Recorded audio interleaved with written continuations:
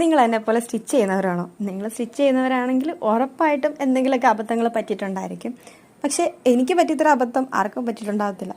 ഇത് ഒരു ധാവണിയുടെ സ്കേർട്ടാണ്. അപ്പം നാളെ ഓണം സെലിബ്രേഷൻ ഇട്ടുകൊണ്ട് പോകാനായിട്ടുള്ളതാണ്. എനിക്കല്ല, അപ്പോൾ എനിക്ക് കിട്ടിയൊരു വർക്കാണിത്. അപ്പോൾ ഞാനിതെല്ലാം വളരെ നീറ്റായിട്ട് തന്നെ നമ്മൾ കുഞ്ഞ് പ്ലീറ്റ്സൊക്കെ ഇട്ടു പാവാടയെല്ലാം ചെയ്ത് കഴിഞ്ഞിട്ടാണ് ഞാൻ ഓർത്തത്, അയ്യോ ലൈനിങ് വെച്ചില്ലല്ലോ. ലൈനിങ് പിന്നെ എന്ത് ചെയ്യുമെന്ന് ആലോചിച്ചിരുന്നപ്പോഴാണ് പെട്ടെന്നൊരു ഐഡിയ വന്നത്.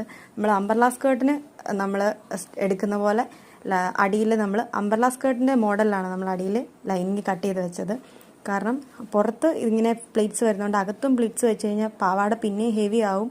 പാവാട ഇട്ടുകൊണ്ട് നടക്കാൻ ബുദ്ധിമുട്ടായിരിക്കും, കനം കൂടും. ഒന്നാമത്തെ മെറ്റീരിയലിന് കനമുണ്ട്. കണ്ട കുഞ്ഞ് പ്ലീറ്റ്സ് നല്ല രസമാണ് കാണാനായിട്ട്.